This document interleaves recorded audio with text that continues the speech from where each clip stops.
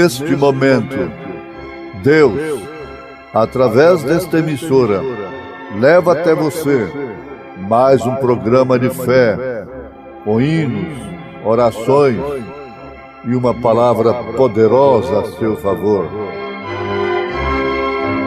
Fé para vencer o mundo. Somente crer, somente crer, tudo é possível, somente crer, somente crer, somente crer, tudo é possível, somente crer.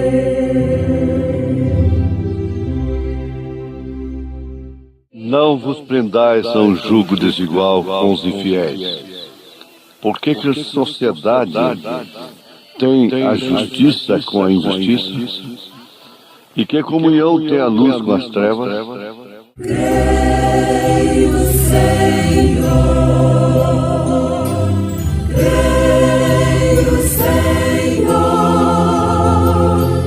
tudo é possível. Creio, Senhor, creio, Senhor, creio, Senhor, tudo é possível. Creio, Senhor.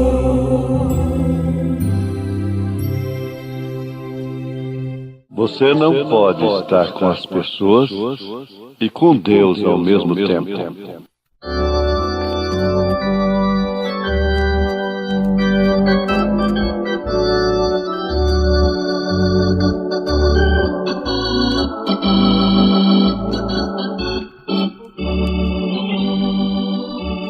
Exaltarei o nome do meu Senhor, exaltarei o nome de meu Jesus.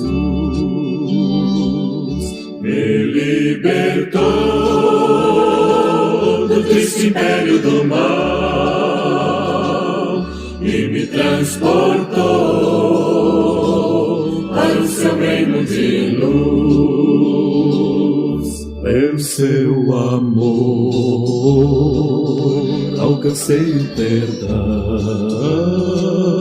pelo seu amor desfruto da redenção.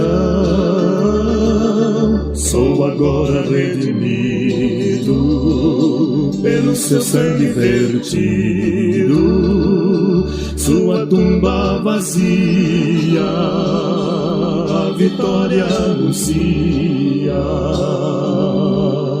Ele é a imagem do grande homem Senhor, o primogênito de toda a criação. É meu Jesus, nele tudo subsiste, o universo e principados, nele está a plenitude do Senhor, ele é meu Jesus. Exaltarei o nome do meu Senhor, exaltarei o nome de meu Jesus. Me libertou do triste império do mal e me transportou para o seu reino de luz. Pelo seu amor alcancei o perdão, pelo seu amor desfruto da redenção. sou agora redimido pelo seu sangue vertido. Sua tumba vazia, a vitória anuncia. Ele é a imagem do grande homem Senhor, o primogênito de toda a criação. É meu Jesus, nele tudo subsiste, o universo e principados. Nele está a plenitude do Senhor, ele é meu Jesus. Nele está a plenitude do Senhor, ele é meu Jesus.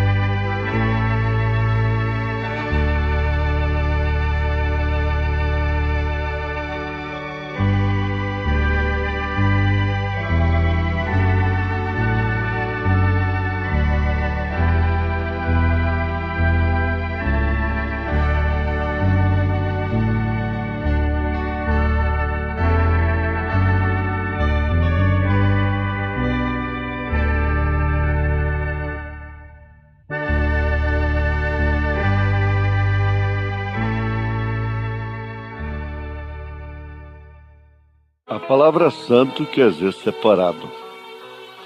E Deus é santo. É, portanto, separado em seu caráter. Porque Deus enche os céus e a terra.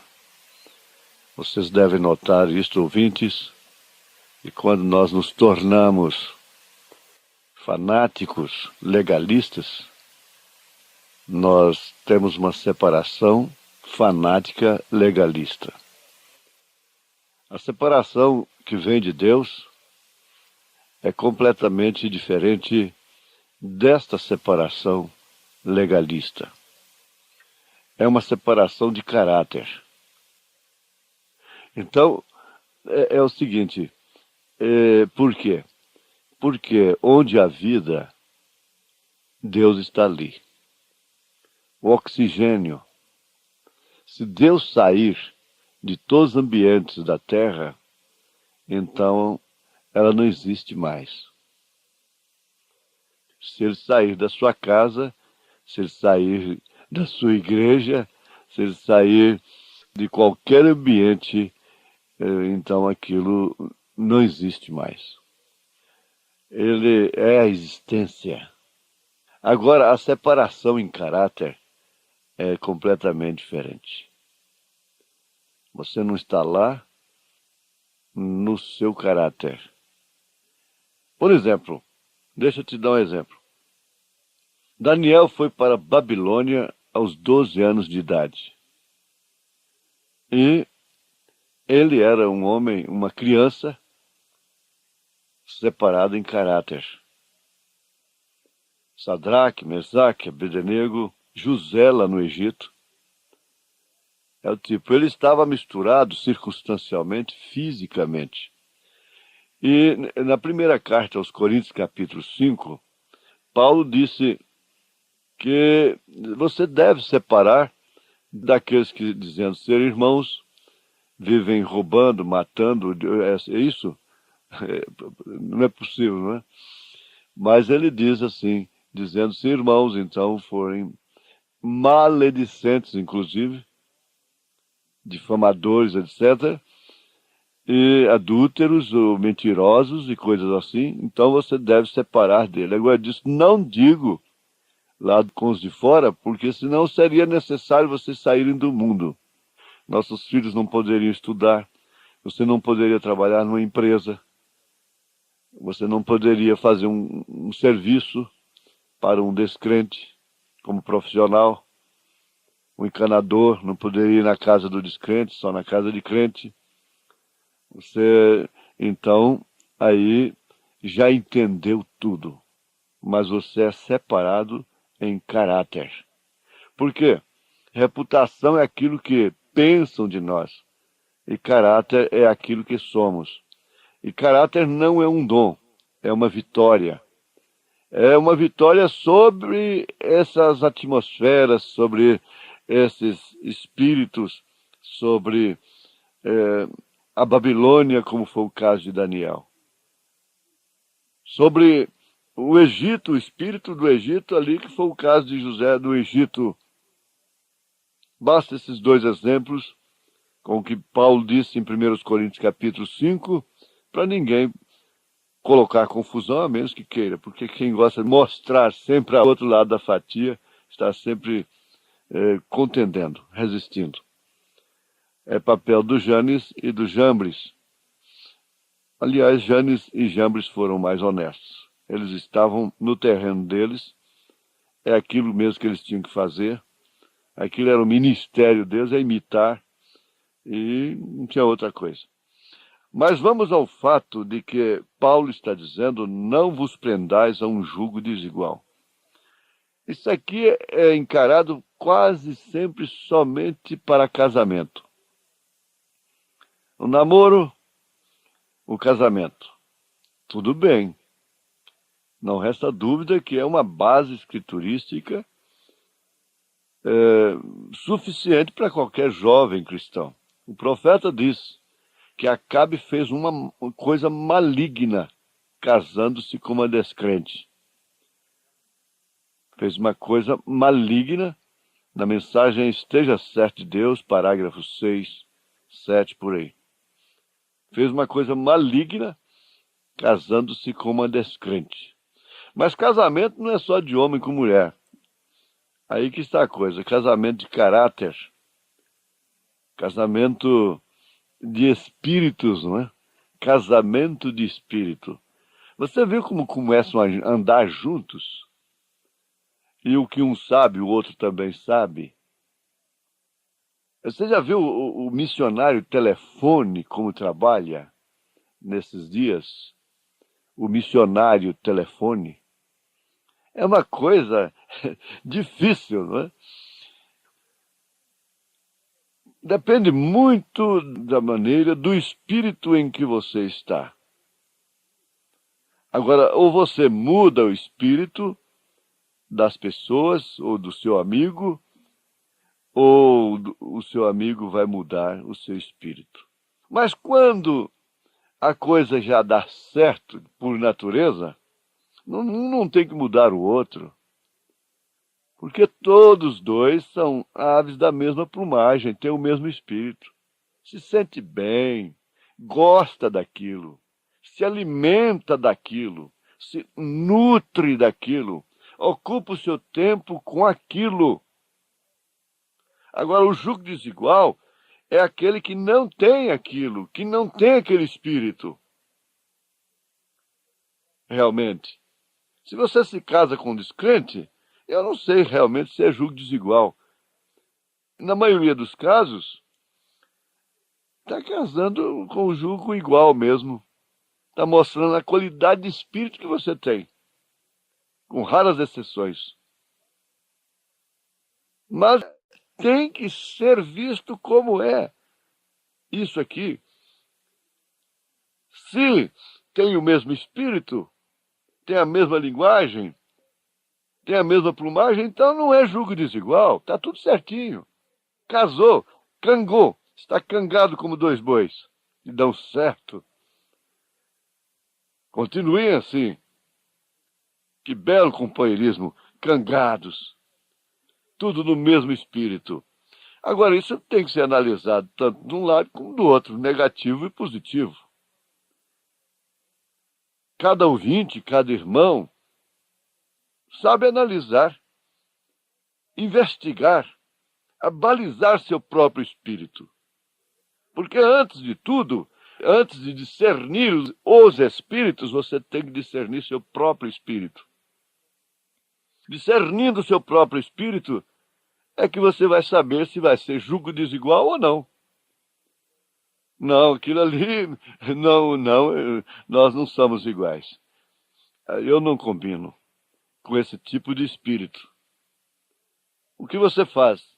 Então, chama a atenção 1, 2, no máximo 3 vezes. Aí, então, realmente, vem a separação. Agora, o que santificou Abraão não foi o legalismo. Foi a sua predestinação, foi a sua eleição. O santificou de quem? De Ur, dos seus parentes, que eram honestos, que não eram mundanos, que não eram corruptos, mas ele tinha que sair de lá por questão de nível de fé. E depois Deus o santificou do próprio Ló.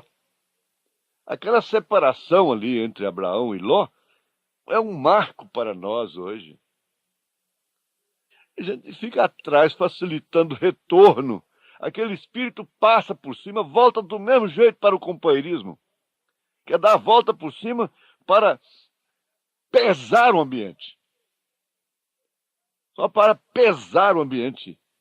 Porque você vê que quando certos espíritos saem da sua companhia, do companheirismo, da família, do companheirismo de pastores, veja como fica leve aquela igreja, como fica leve aquele plenário. Será que não dá para ver, discernir isto? O quanto fica leve quando certos espíritos saem?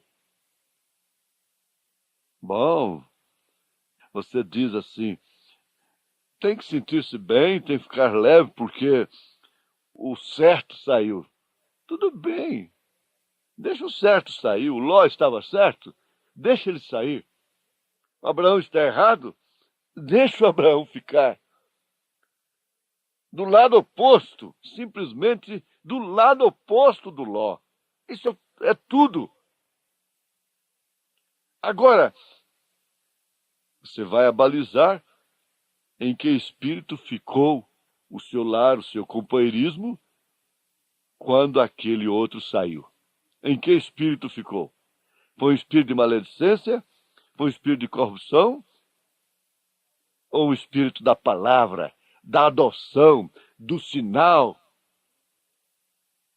da disciplina, pelo Espírito Santo?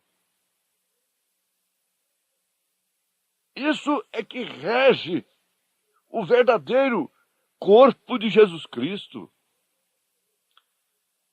O profeta chega a dizer, na palavra à igreja, ore para que se converta ou que se vá.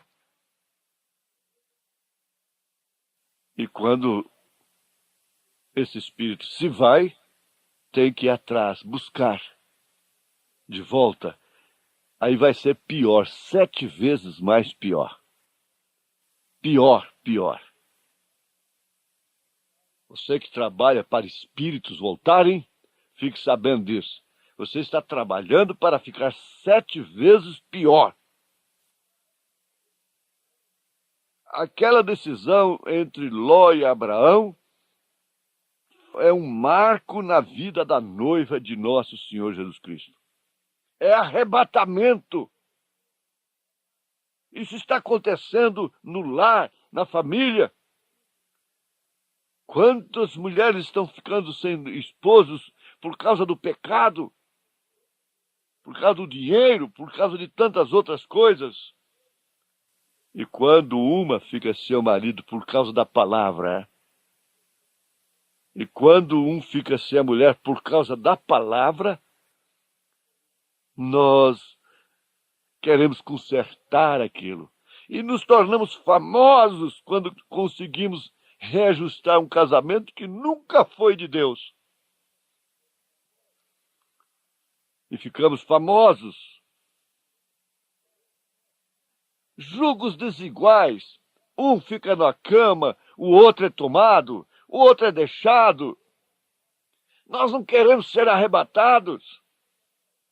Abraão já estava sendo arrebatado quando saiu da boa casa de seus pais, da sua parentela. Ele estava sendo arrebatado quando separou-se de Ló. Quando Eloí veio para fazê-lo a promessa, ele já estava arrebatado, ele já estava separado. E o arrebatamento é isto. Esta é a chamada de altar. E Deus não tem que apelar dia e noite para isso. É apenas um pequeno sinal, era tudo para os apóstolos.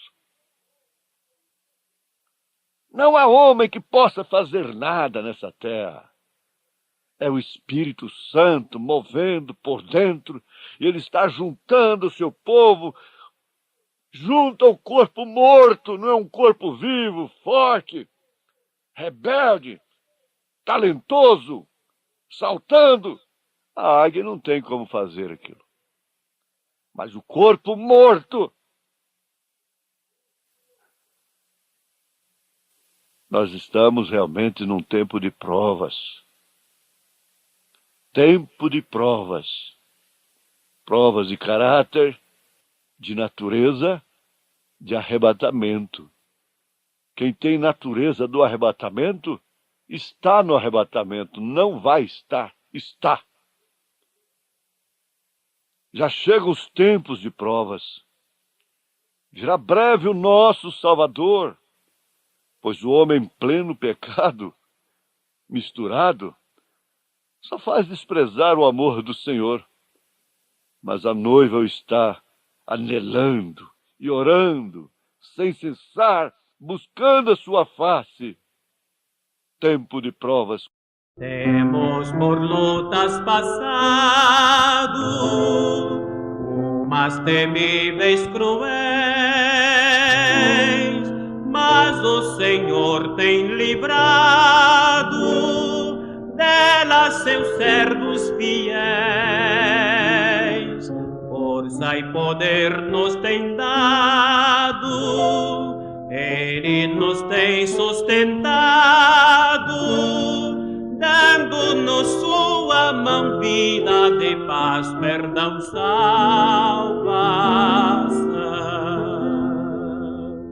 Sim, Deus é por nós, quem nos vencerá, dar-nos a poder real, Deus nos guardará, defender-nos-á, livrará do mal. Vamos, irmãos, cantar nosso Senhor, louvar e exaltar.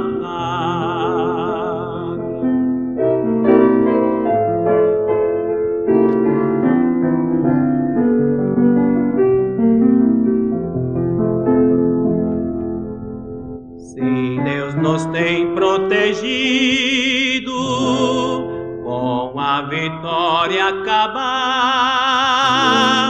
não se tem Ele esquecido que na palavra real tudo nos tem prometido, Ele nos tem garantido graça e favor sem par, sim, todo bem-estar quer nos dar. Se Deus é por nós, quem nos vencerá, dar-nos a poder real, Deus nos guardará, defender-nos-á, livrará do mal. Vamos, irmãos, cantar nosso Senhor, louvar e exaltar. Deus te abençoe, meu ouvinte. Lembre-se, você não tem jugo desigual. Você tem só jugo igual. Combinou os espíritos, é jugo igual. Deus te abençoe em nome de Jesus Cristo. Amém.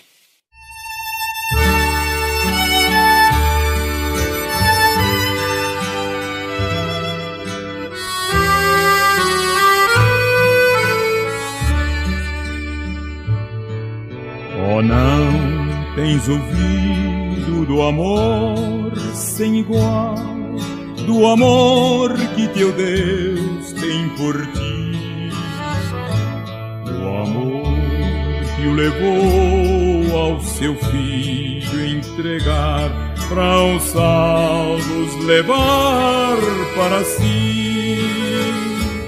Oh, crê neste amor sem igual.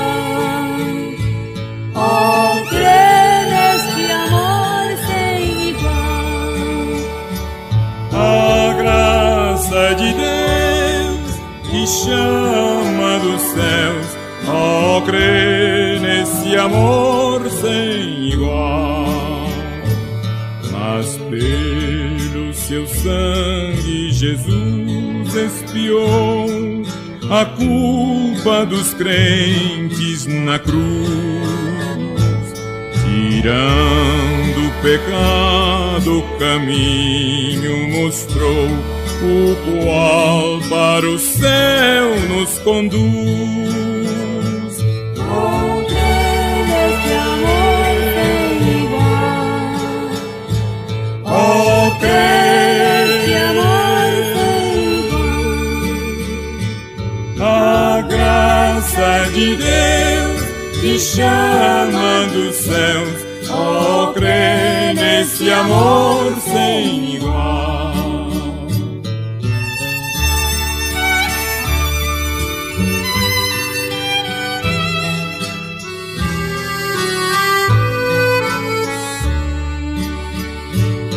E tu, pecador, não desejas então o amor do teu Deus conhecer? Por fé no Senhor como teu Salvador, irás alcançar tal prazer. Oh, crê neste amor sem igual. Oh, crê neste amor sem igual. A graça de Deus que chama dos céus, oh, crê nesse amor sem igual.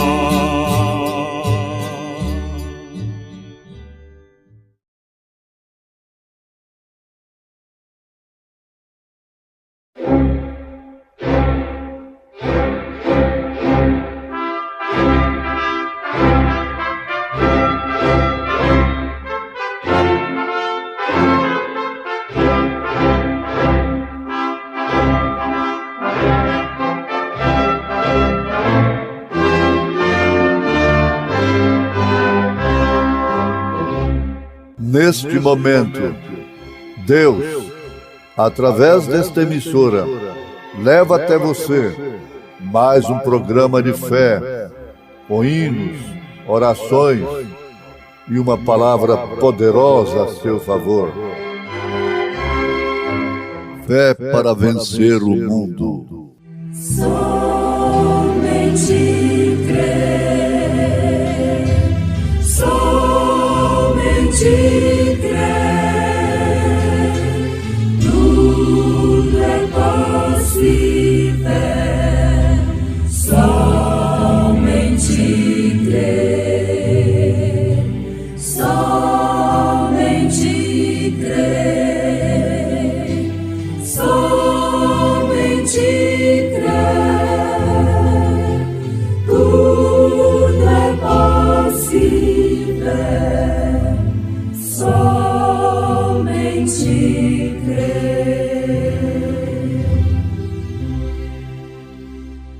E não entristeçais o Espírito Santo de Deus, no qual estáis selados para o dia da redenção. toda amargura, e ira, e cólera, e gritaria, e blasfêmias, e toda malícia seja tirada dentre vós. Antes, sede uns para com os outros benignos, misericordiosos, perdoando-vos uns aos outros, como também Deus vos perdoou em Cristo.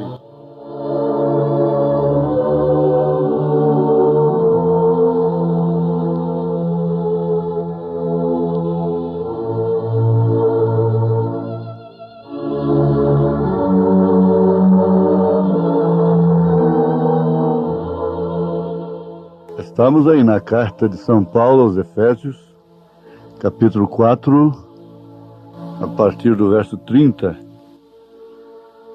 Ouvintes, a pregação do verdadeiro Evangelho de Nosso Senhor Jesus Cristo, ela é contundente, ela choca com os nossos princípios, com os nossos sentimentos. Pensemos um pouquinho.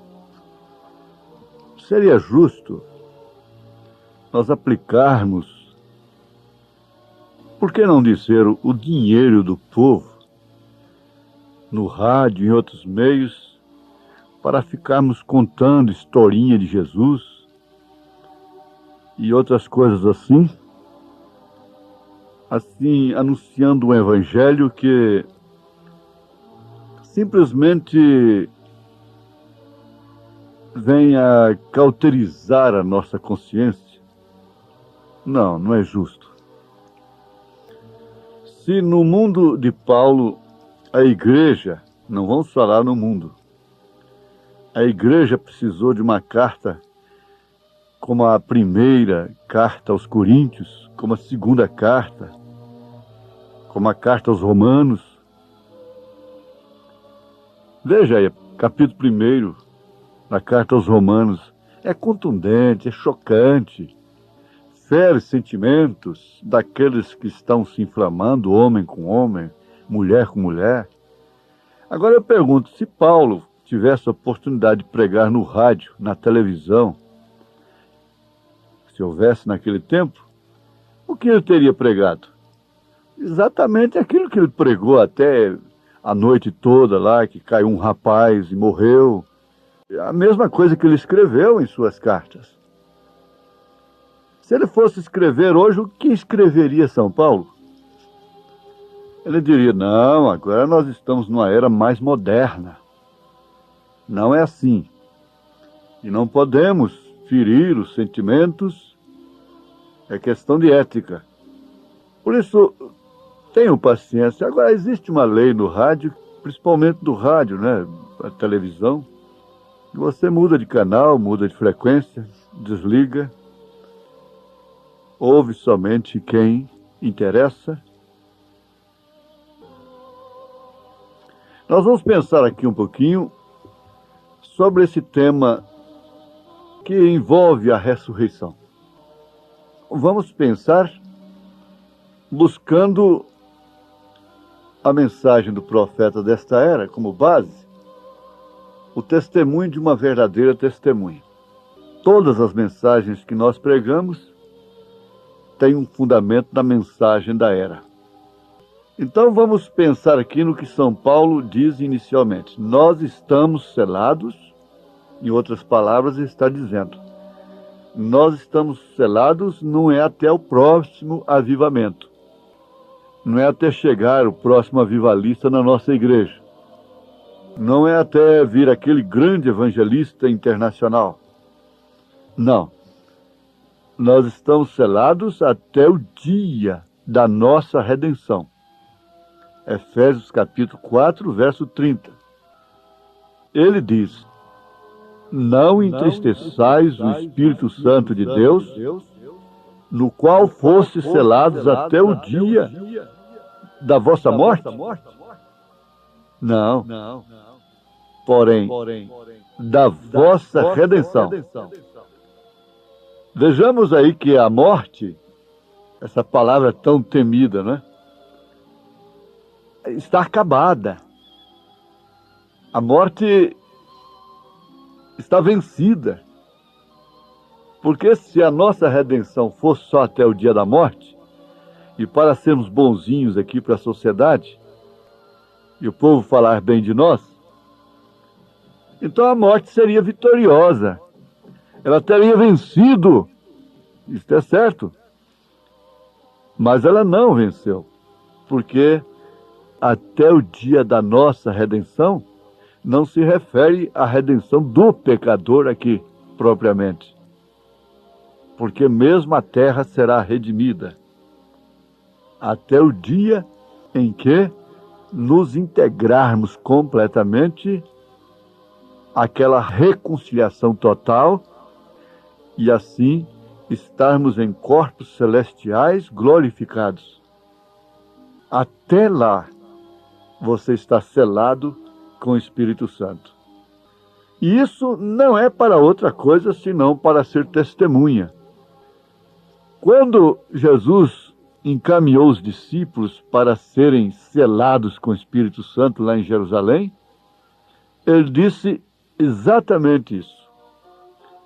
Ficai em Jerusalém até que sejais revestidos do poder do alto. Isso quer dizer, do Espírito Santo. E ser-me-eis testemunhas, tanto em Jerusalém, como em Samaria, e até os confins da terra. Então Deus estava interessado, tinha programado realmente uma igreja testemunha. E uma testemunha é exatamente uma pessoa que viu algo, que sabe que é realmente a verdade. É chamada para dar testemunho daquilo que viu ou que participou. Então, uma testemunha deve saber realmente do que está falando. E nós vamos ver, dentro do tempo limitado que temos, que a palavra é o testemunho de Deus. Há outras testemunhas que nós podemos convocar, além da palavra de Deus, que está na natureza, porque a natureza é uma Bíblia. Ela também é uma palavra falada. Uma delas é a árvore. É o outono do ano e quando o tempo do outono está aqui agora. Quando ele chega, nós tomamos uma folha que é como a vida. Se nós somos nascidos de novo, nós somos uma folha da árvore da vida. Vamos prestar atenção aí. Quando chegou o outono, o que vamos ver? Exatamente a folha da árvore. E nós, de uma maneira aplicada, como árvores, nós somos a folha da árvore da vida. E esta árvore que nós vemos aqui pelas florestas, finalmente ela deixa cair a sua folha, porque a estação está determinada para a folha. Chegou o tempo, a estação dela cair. Então a vida deixa a folha, e a folha cai quando a vida a deixa. Nós estamos todos certos disso, nós conhecemos muito bem isto. As crianças podem entender isso. Quando nós contemplamos isso nas nossas próprias janelas aí, nos nossos quintais, nas avenidas, você vê aí as folhas que caem. Por quê? É porque a vida deixou aquela folha e a folha caiu. E esse é exatamente o corpo que nós enterramos. Porém, a vida que estava nessa folha que caiu, volta de onde ela veio, para baixo, através da árvore, até a raiz. ela volta. Nada se perde, tudo se transforma, diz alguém. E ali ela permanece na raiz da árvore até uma outra estação. Você deve prestar atenção nisso, é a razão pela qual São Paulo disse: não quero, porém, irmãos, que sejais ignorantes acerca dos que já dormem, como os demais que não têm esperança.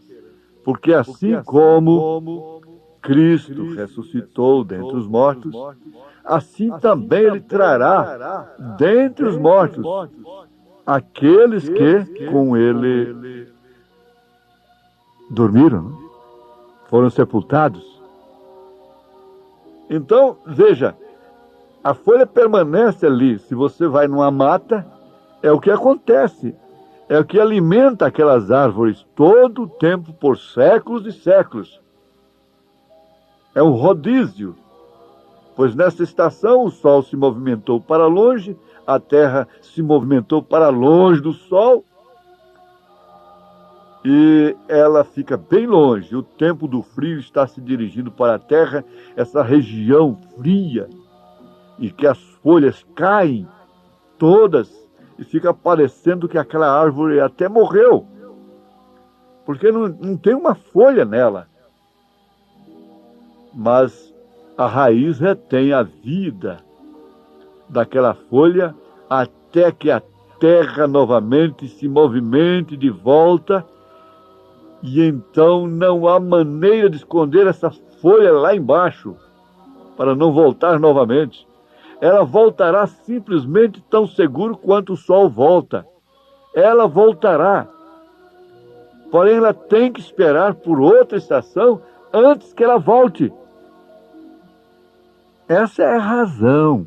Esta é a justificação da nossa fé.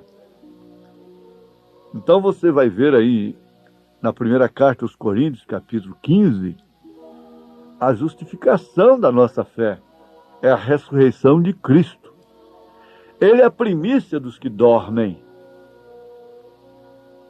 Ele ressuscitou. É um testemunho.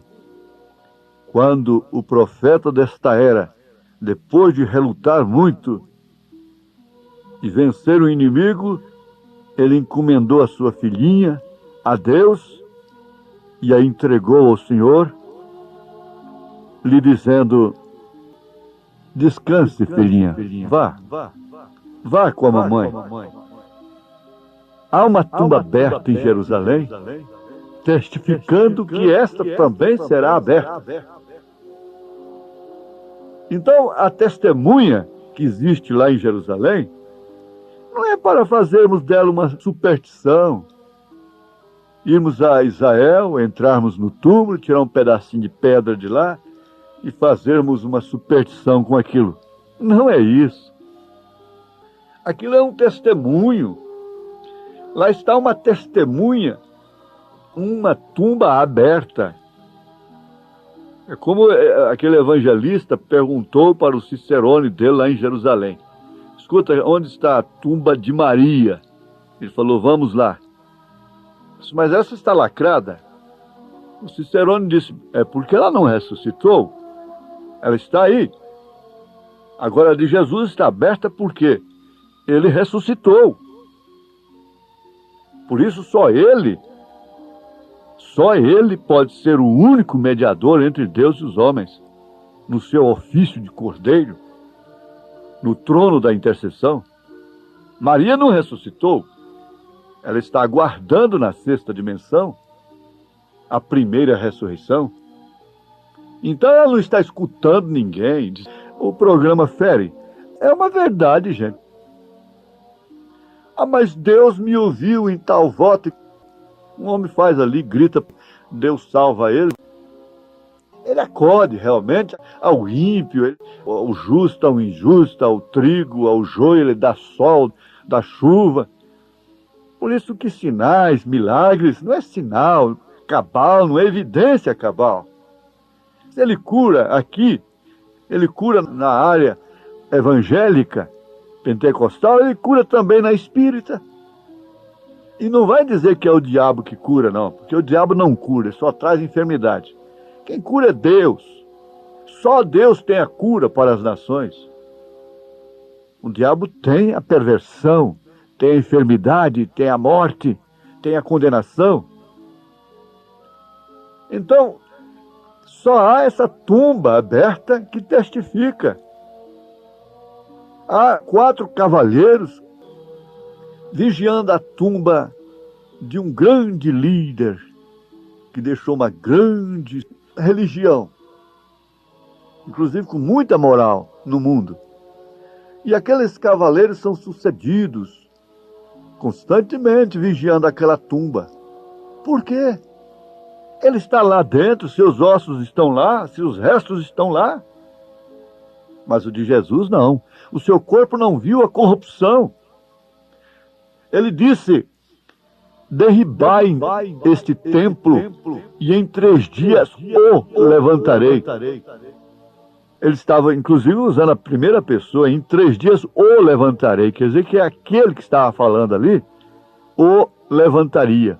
Isto quer dizer, levantaria o corpo que ele gerou. Era o Pai. O Pai foi quem levantou.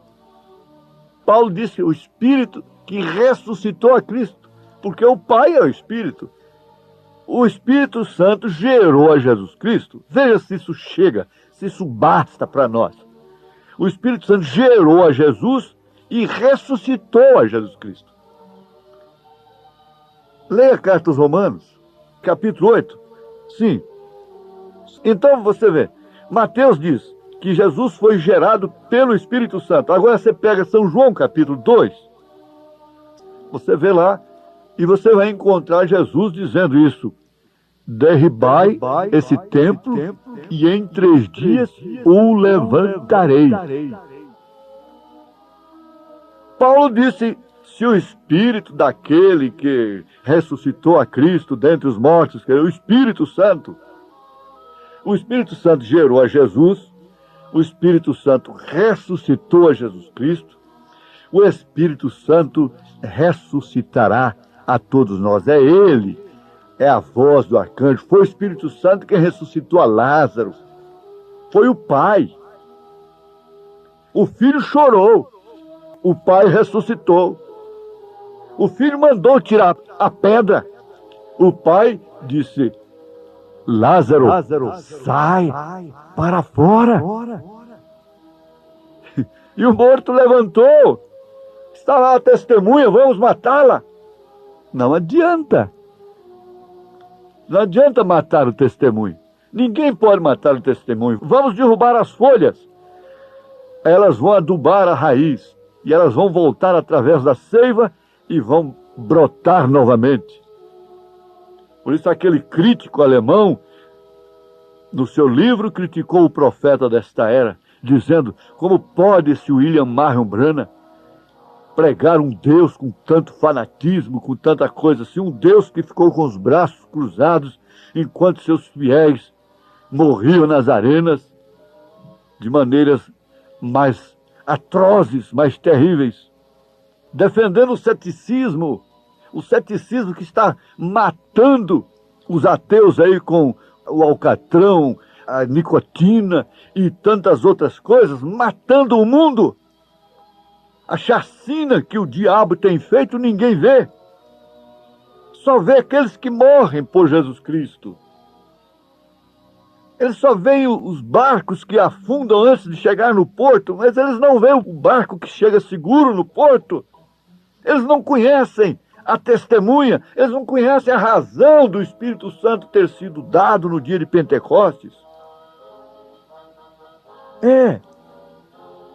Então, será que isto não sela a sua fé até o dia da redenção? O Espírito Santo gerou a Jesus Cristo, ninguém pode contestar.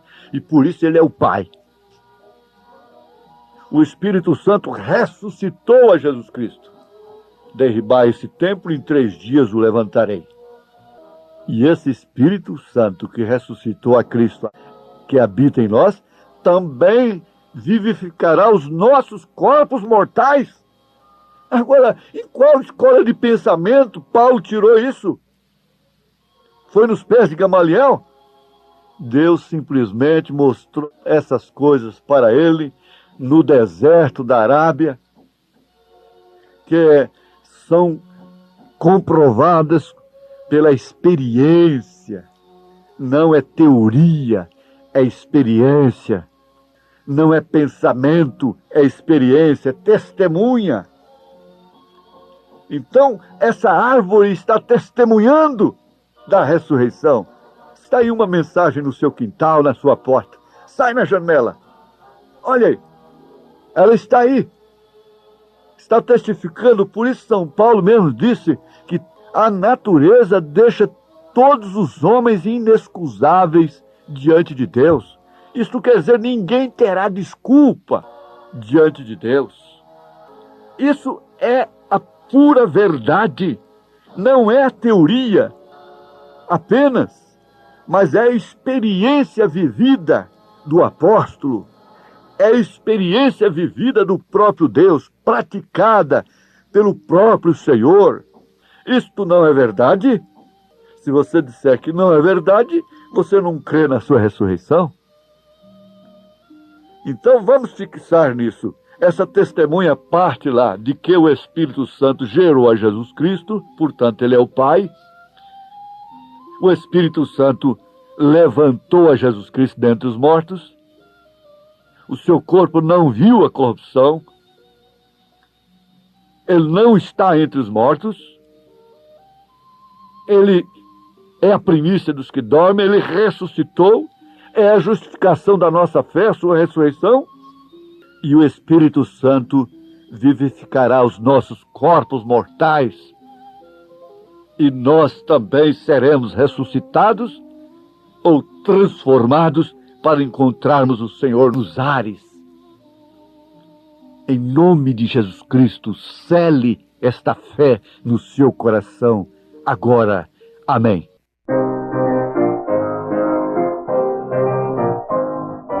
Cristo já ressuscitou, aleluia. Sobre a morte triunfou, aleluia. Tudo consumado está, aleluia. Salvação de graça dá, aleluia. Uma vez na cruz sofreu, aleluia. Uma vez por nós morreu, aleluia. Mas agora vivo está, aleluia, e para sempre reinará, aleluia. Gratos e nos entoai, aleluia, a Jesus o grande Rei, aleluia. Pois a morte quis baixar, aleluia, pecadores quis salvar, aleluia. Aleluia, aleluia, aleluia, aleluia, aleluia, aleluia. Cristo já ressuscitou, aleluia. Sobre a morte triunfou, aleluia. Aleluia.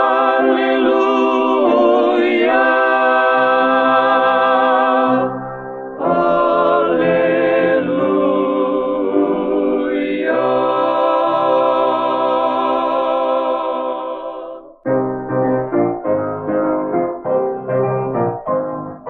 Cristo já ressuscitou, aleluia. Sobre a morte triunfou, aleluia. Tudo consumado está, aleluia. Salvação de graça dá, aleluia. Uma vez na cruz sofreu, aleluia. Uma vez por nós morreu, aleluia. Mas agora vivo está, aleluia, e para sempre reinará, aleluia. Gratos e nos entoai, aleluia, a Jesus o aleluia. Pois a morte quis baixar, aleluia. Pecadores quis salvar, aleluia. Aleluia, aleluia, aleluia. Aleluia, aleluia, aleluia. Cristo já ressuscitou, aleluia. Sobre a morte triunfou, aleluia.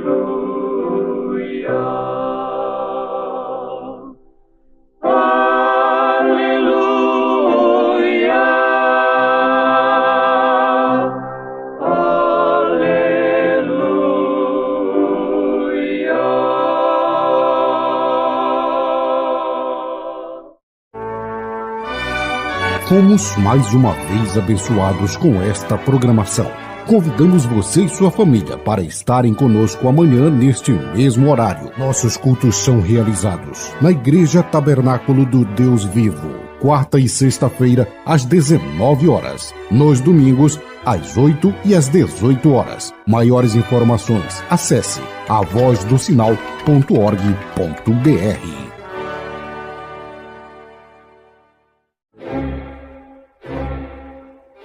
A partir de agora,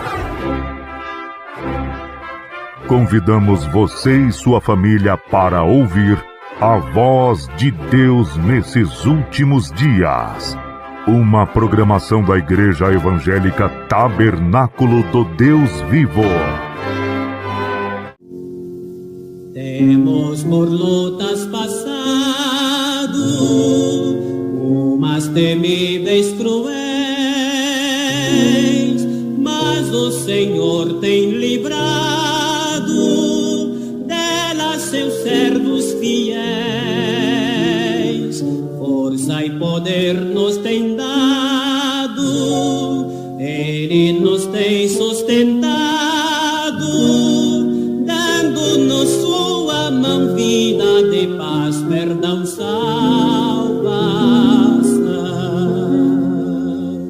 Sim, Deus é por nós, quem nos vencerá?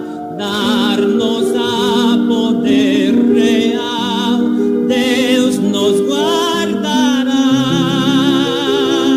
defender-nos-á, livrará do mal. Vamos, irmãos, cantar nosso Senhor, louvar, exaltar.